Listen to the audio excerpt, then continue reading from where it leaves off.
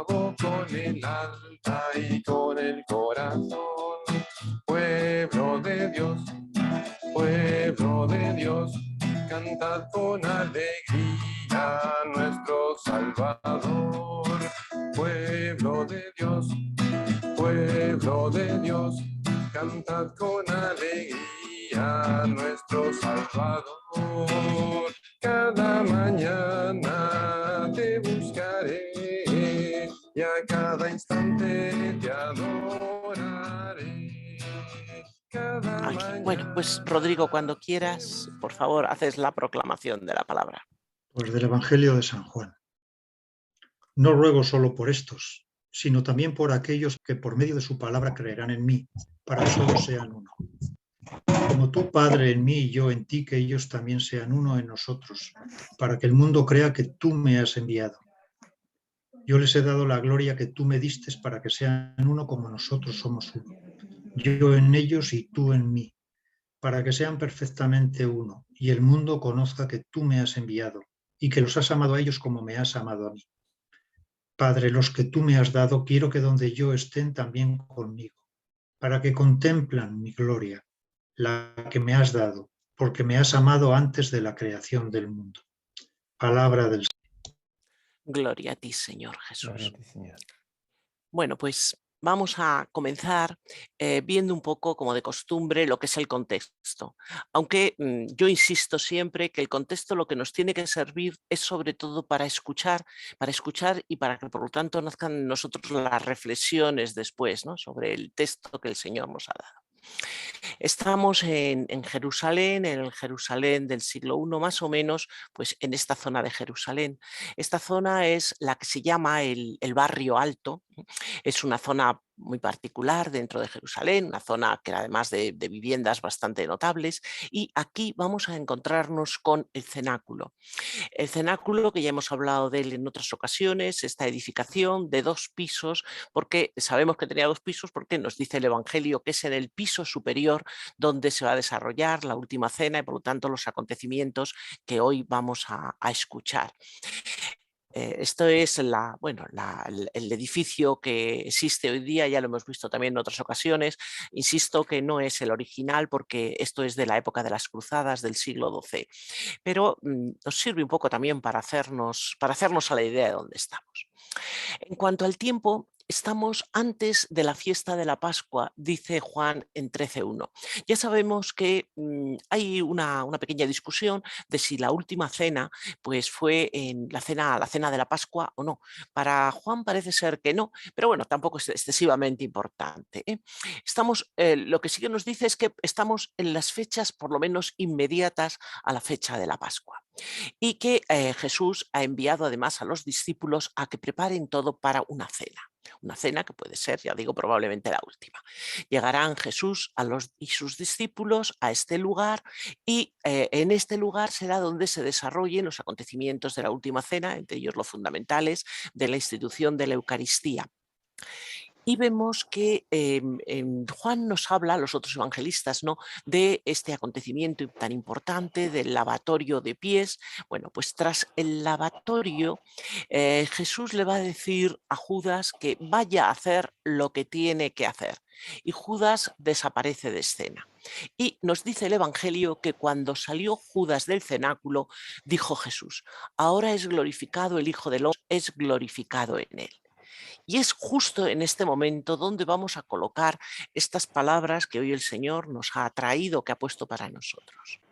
Estamos en el contexto más amplio de la oración sacerdotal, que ocupa dentro del Evangelio de Juan en el capítulo 17, de los versículos 1 al versículo 26. Es una oración larga, es una oración que diríamos a corazón abierto, porque aquí Jesús, digamos que va a abrir totalmente su intimidad ante el Padre y ante sus discípulos. Y en realidad es como una especie de testamento oracional en la línea en que nosotros vemos muchos en la Biblia. Por ejemplo, en el Deuteronomio nosotros vemos esa despedida, esa especie de testamento final que hace Moisés, o en Josué 24 vemos las palabras con las que se va a despedir Josué de todo su pueblo, o, por ejemplo, en el libro primero de Samuel también tenemos digamos, una oración o un discurso de este tipo. Son muy interesantes porque en todos ellos el que está hablando lo que hace es hablar, exponer ante sus oyentes la obra que ha realizado a lo largo de su vida y sobre todo insistir en que la tengan en cuenta, es decir, tratar de inculcársela a estos oyentes discípulos. Esto es lo que va a hacer Jesús también ahora y por eso nosotros esta oración sacerdotal, este capítulo 17 de Juan, pues lo consideramos como una especie de liturgia terreno celestial. Nos dice el Catecismo de la Iglesia en el punto 2747 que la tradición cristiana acertadamente la ha llamado oración sacerdotal de Jesús, que es la oración de nuestro sumo sacerdote inseparable de su sacrificio, de su paso, es decir, de su Pascua hacia el Padre, donde Él es totalmente, enteramente consagrado al Padre.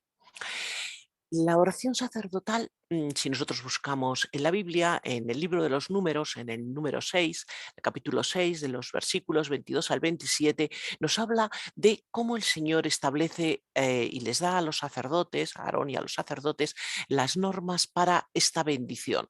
Una bendición que es especial, una bendición para el pueblo y una bendición en la cual se va a pedir la bendición de protección, la bendición de ganar favor y misericordia por parte del Señor y también la bendición de vivir en paz. Si recordamos la oración sacerdotal por excelencia, la oración aarónica es la que, por ejemplo, en nuestra liturgia, en el primer día del año, nosotros rezamos porque es recibir todas las bendiciones del Señor. Y realmente en la oración que ahora vamos a ver de Jesús, claro, con otras palabras, o bueno, y de una manera más extensa, él va a resumir este deseo de protección, de favor, de misericordia y de paz para todos los discípulos. Pero sobre todo es una oración en la que él se consagra, en la que él se ofrece, se sacrifica por la vida del mundo. Es importante tener en cuenta esto porque si no las palabras que nos dice perderían, digamos, toda la profundidad que tienen. Jesús, nos vuelve a decir el catecismo, ha cumplido toda la obra del Padre. Y su oración, lo mismo que su sacrificio, se extiende hasta la consumación de los siglos.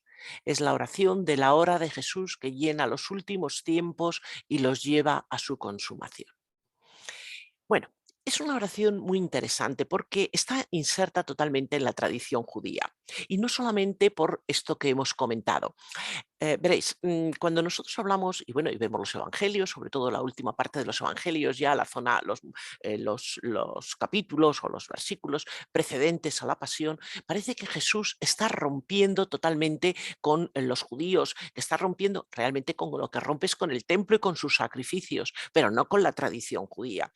Porque cuando nosotros vemos lo que va a venir a continuación, está dentro del cumplimiento de las Escrituras y dentro del contexto de la tradición judía. Y esto vamos a verlo respecto a la oración sacerdotal y para ello pues me voy a basar en lo que nos dice el Papa Benedicto XVI en Jesús de Nazaret.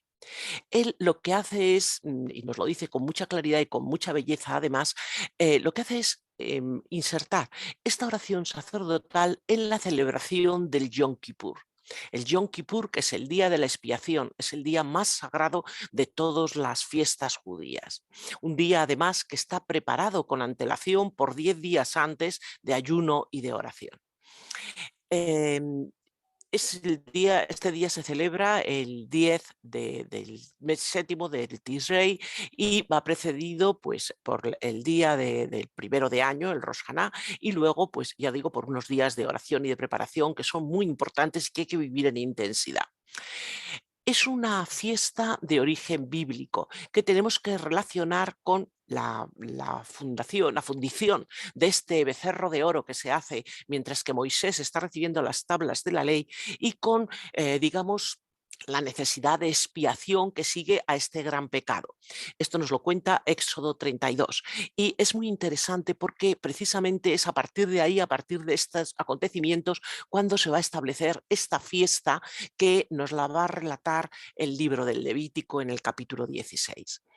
Es importante, es muy importante esta fiesta porque tiene una finalidad, que es devolver a Israel el carácter de pueblo santo, después de todas las transgresiones que se han hecho durante un año. Es decir, es pedir el perdón y ser perdonados de todos los pecados. Por eso digo que es interesante saber cuándo ha nacido, pues ha nacido después de un pecado gordísimo que ha tenido el pueblo de Israel. Ahora se trata de devolverle este carácter santo. Y tiene unos medios determinados que establece el Señor, ya digo, en el libro del Levítico, para conseguirlo. El primero es el arrepentimiento. Y empiezo por ahí porque muchas veces nos fijamos nada más que en los sacrificios, los animales, no. No. Lo dice muy claro el Levítico, que lo primero que tenemos que tener es lo que lo que llaman los hebreos la teshuva. Y la teshuva es el arrepentimiento, realmente la palabra significa el volver, porque es el volver a Dios, el volver de ese lugar o de ese camino del que te has desviado. Mirad, es un poco recogiéndolo en palabras del profeta Oseas, ese deseo del Señor que dice que quiere amor y no sacrificios, conocimiento de Dios más que holocaustos.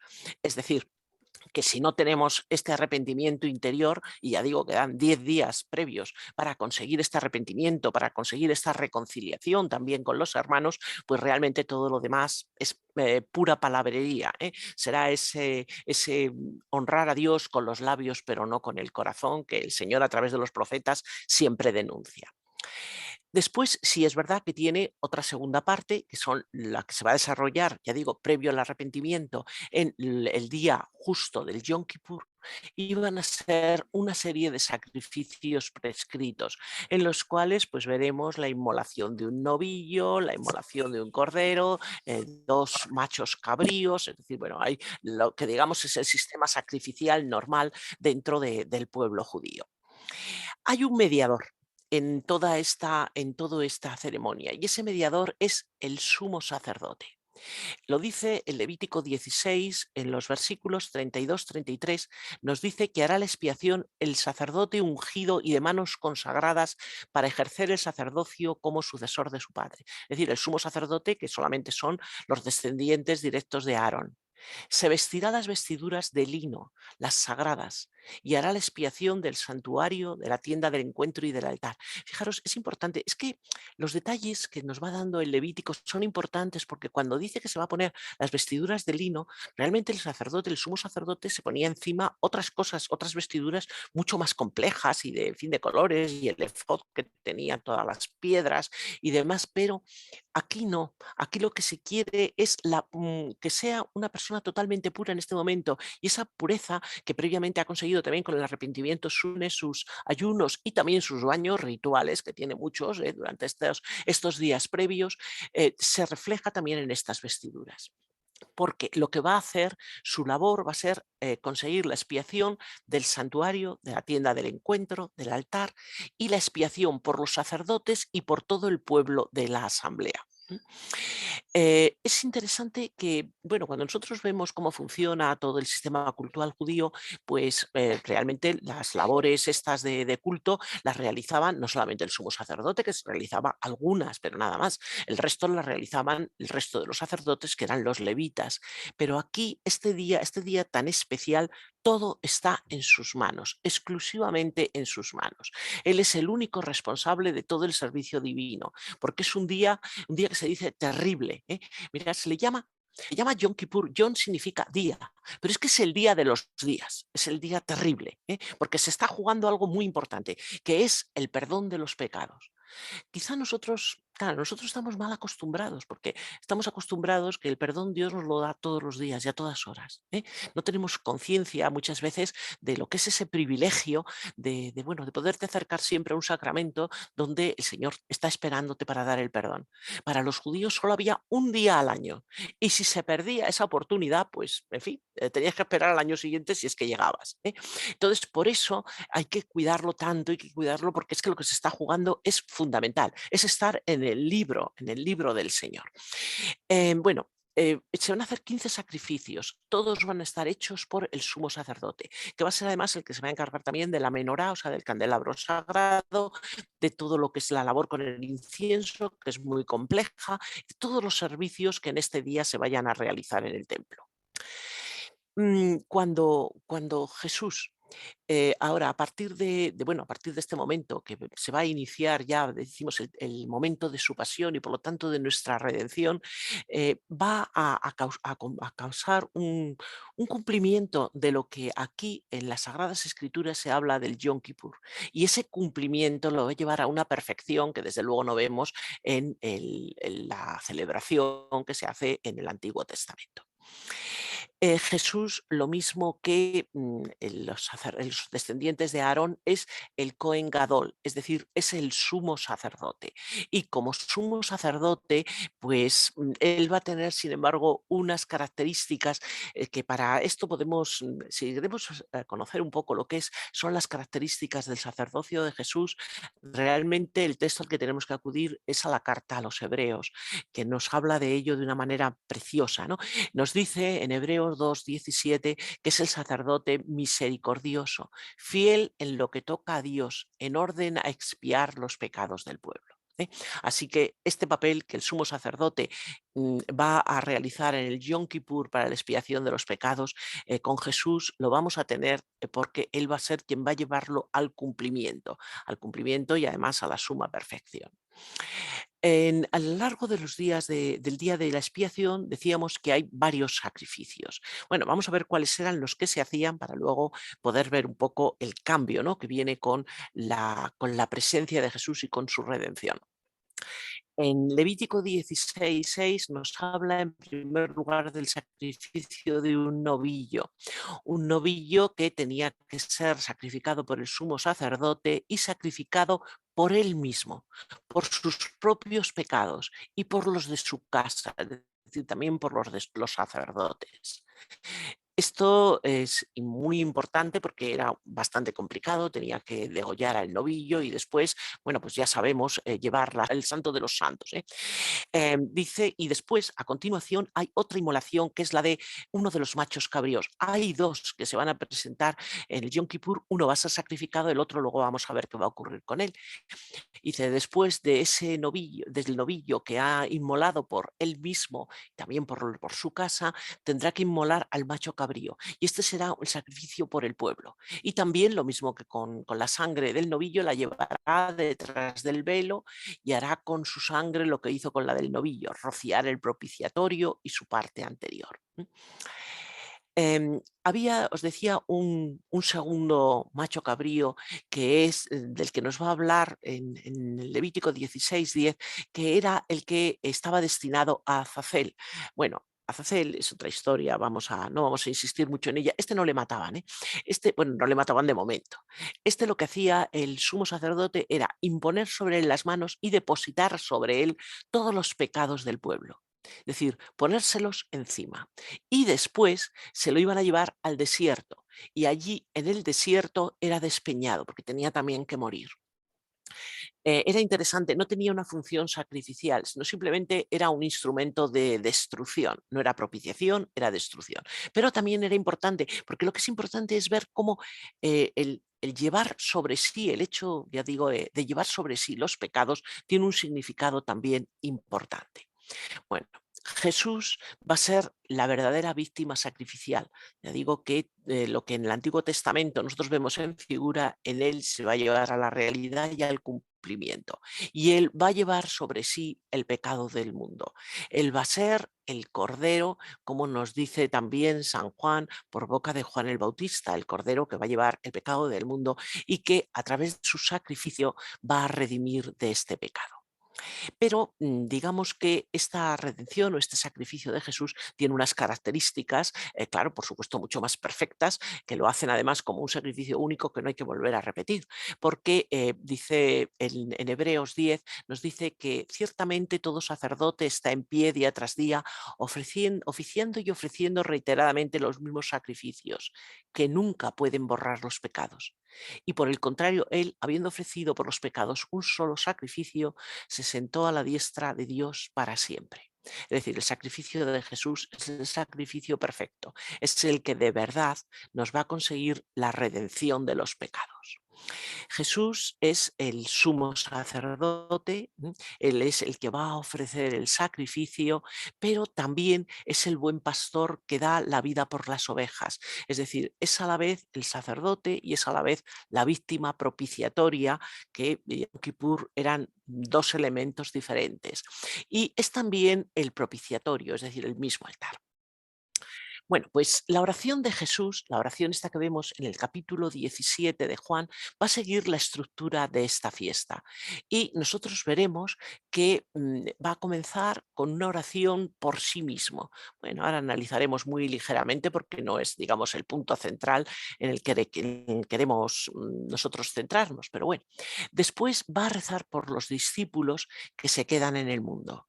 Y en tercer lugar, por todos aquellos que creerán en él, por la comunidad futura, para la que pedirá, y eso será, digamos, como el núcleo fundamental del texto que hoy hemos estado escuchando, la unidad. Aunque sea muy someramente, no podemos pasar por encima de estas primeras partes de la oración sacerdotal, porque en esta primera parte nosotros encontramos que Jesús abre su corazón al Padre, es Dios, pero también es hombre, y nosotros vamos a ver esta relación, es un momento muy bonito de intimidad, donde vamos a ver cómo es esta relación con el Padre, y cómo es además esta glorificación que Él pide para Él, porque la glorificación que está pidiendo es una glorificación en la obediencia a la voluntad del Padre. Es decir, que la glorificación es la cruz donde Él nos va a redimir. Después va a orar por todos los que tiene alrededor, es decir, va a hacer una intercesión del Padre en favor de los suyos, de los apóstoles que están en este momento con Él, de los 11 que están ahí con Él en el cenáculo. Y por último, hace una petición central para los discípulos que va a tener en todos los tiempos.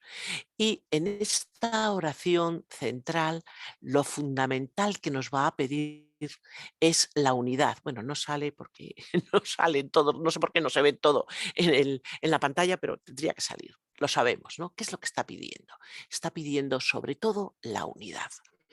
La unidad es un don que viene del cielo, pero es un don que también tiene una repercusión y además tiene una visión y unas consecuencias importantísimas en la tierra. Dice en esta oración por estos discípulos, por esta iglesia futura en la que nosotros estamos contenidos, para que todos sean una cosa, como tú, oh Padre, en mí y yo en ti, que también ellos sean en nosotros una cosa, para que todo el mundo crea que tú me enviaste. Es muy importante ver el argumento que da Jesús, porque está pidiendo la unidad, pero está pidiendo la unidad primero para que seamos todos en el Padre, la unidad en el Padre, y la unidad, digamos, como testimonio para que el mundo crea. En realidad, cuando uno ve esta petición, esto de que Padre, que todos sean uno, como tú y yo somos uno, lo que está haciendo es lo que es una definición de la Iglesia. Bueno, lo que es o lo que debería ser, una definición de lo que es toda comunidad de cristianos, que todos seamos uno como Jesús y el Padre son uno también. Y además es una manera de, digamos, de defender también a estos discípulos, a nosotros, contra el mundo. Ya sabéis es que dice que estamos en el mundo, pero que no somos del mundo, por lo menos eso es lo que tenemos que tender a hacer, ¿no? Y aquí se nos plantea una pregunta que a mí me parece muy importante, y es ¿por qué insiste tanto Jesús en la unidad en este Evangelio de Juan y en este momento determinado? Eh, bueno, pensemos que el Evangelio, y esto ya lo sabemos todos, está redactado pues ya a partir de la segunda generación de cristianos. Es decir, Jesús no escribió el Evangelio, sus apóstoles tampoco lo escribieron, para escribir la siguiente generación de cristianos. Cuando ya hay, digamos, un cierto rodaje en la vida de la Iglesia. Y esto es importante porque si insiste mucho en la unidad, y lo hace, será porque sea necesario. Tendremos que plantearnos por qué le parece tan importante a Juan en este tiempo que nosotros veremos que de todas maneras sigue siendo de la primitiva iglesia el insistir en la unidad. La unidad no ha sido problema en los momentos en que Jesús ha estado con los discípulos. La unidad ha sido, bueno, perfecta si exceptuamos, claro está, el caso de Judas, como nos dice en este mismo capítulo, en el versículo 12. Pero con la excepción de Judas, es verdad que todos han formado un solo cuerpo, han sido una unidad importante, una unidad en torno a Jesús. Pero, ¿cómo es la unidad en la iglesia primitiva? Y cuando nosotros vemos esto, nos vamos a encontrar que el ideal es la unidad, pero la unidad tanto en la iglesia primitiva como en la actual, y vamos a llevarlo a no solamente a la iglesia, digamos, como institución, sino pues a las comunidades en las que nosotros estamos, a nuestros propios grupos, la unidad es algo por lo que hay que luchar continuamente. Es decir, no es algo adquirido y que ya está ahí perennemente y ya no tiene ningún peligro, ¿eh? Es algo muy delicado y algo por lo que hay que luchar, ya digo, de continuo. Es verdad que en Hechos 4:32 nos habla de cómo eran las primeras comunidades y cómo tenían todo en común y cómo, digamos, la unidad era algo que además llamaba la atención, porque la unidad y el amor era lo que atraía a los paganos hacia el cristianismo, ¿no? Era como un foco de magnetismo que los atraía hacia ellos, les parecía algo realmente muy notable. Pero esta unidad empezó a fallar. Y en Hechos 5, por ejemplo, en los versículos del 1 al 11, nos va a hablar uno de los motivos por los que puede fallar esta unidad.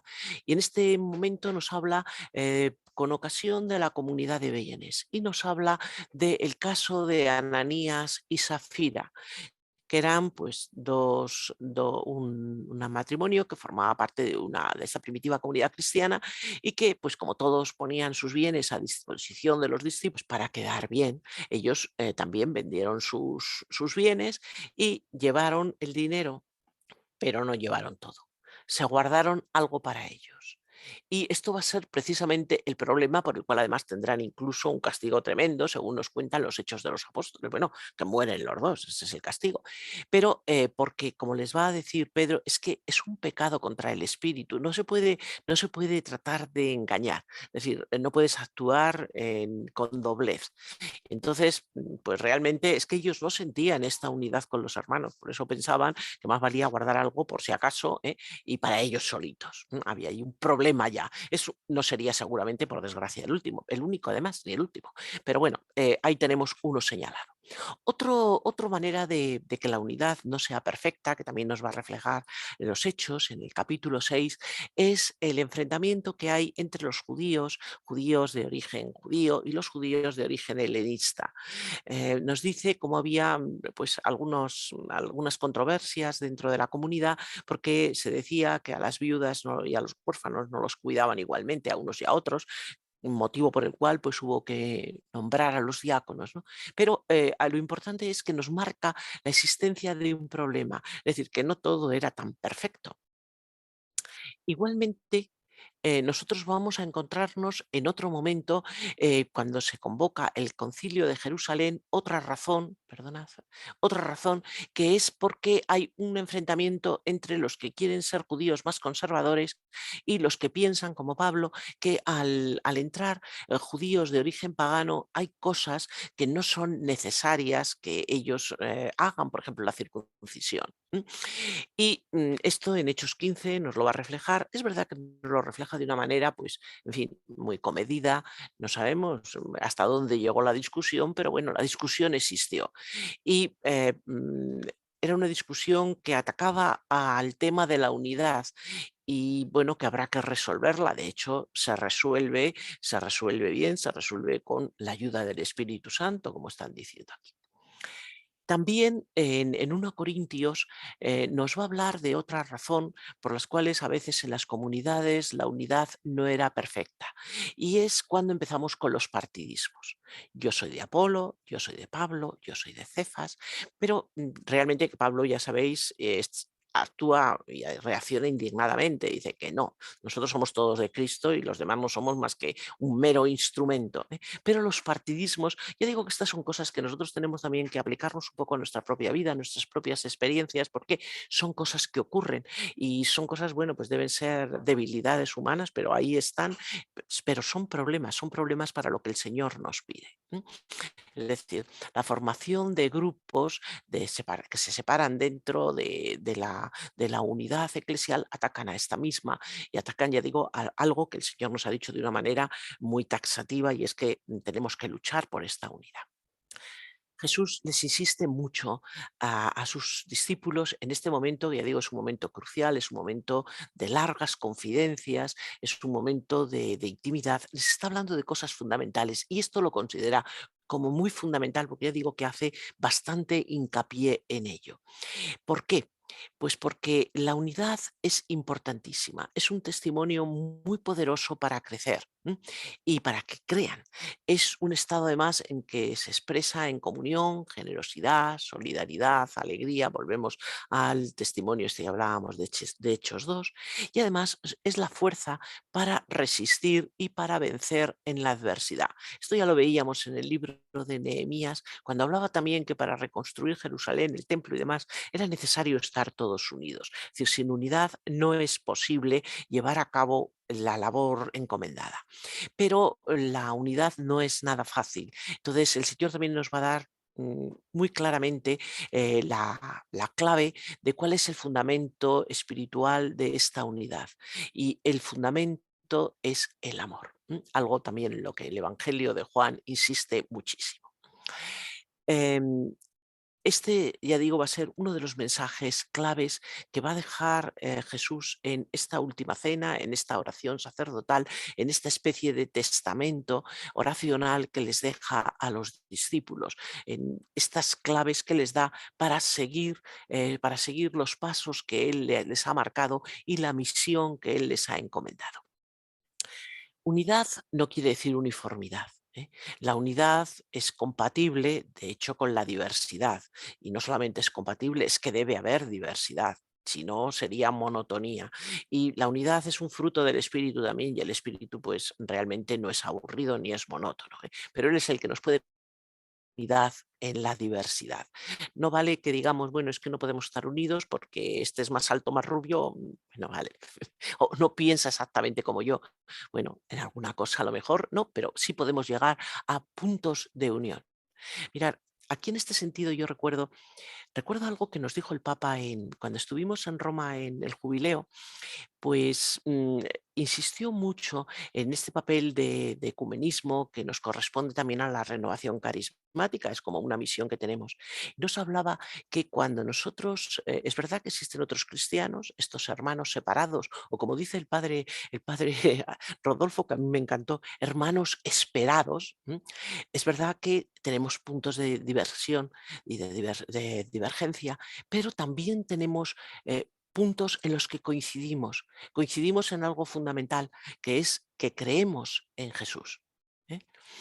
El otro día se cumplía un aniversario del martirio de estos coptos egipcios que ya sabéis fueron degollados en las playas de Libia y el Papa hizo unos comentarios preciosos hablando una vez más de lo que es el ecumenismo de la sangre, insistiendo en que hay muchas cosas en las que podemos ir unidos, en las que no podamos, ¿qué le vamos a hacer? Pues ya tendremos que pedir al Espíritu Santo que arregle esos temas, ¿no? Pero en todo lo que podamos ir unidos, debemos ir unidos. Bueno, pues esto es importante porque si este consejo nos lo da para grupos con los que nosotros tenemos unas diferencias que son muy importantes, pero que se está trabajando para intentar limarlas, para intentar conseguir esa unidad, pues muchísimo más cuando estamos dentro de la iglesia. Y yo vuelvo a insistir, y cuando estamos dentro de nuestros grupos, realmente todo lo que no sea unidad, pues es escándalo. La unidad es lo que convierte a la comunidad en un testimonio permanente de Jesús frente al mundo. Os vuelvo a insistir, si no tenemos unidad, lo que estamos dando es muy mal ejemplo. Un grupo en el que, en fin, haya diversidades, haya divisiones, haya, bueno, conflictos, pues realmente no es el modelo al que nadie pretenda unirse, porque digamos que esas disensiones echan mucho para atrás. Son muy mal ejemplo, os vuelvo a insistir, un escándalo.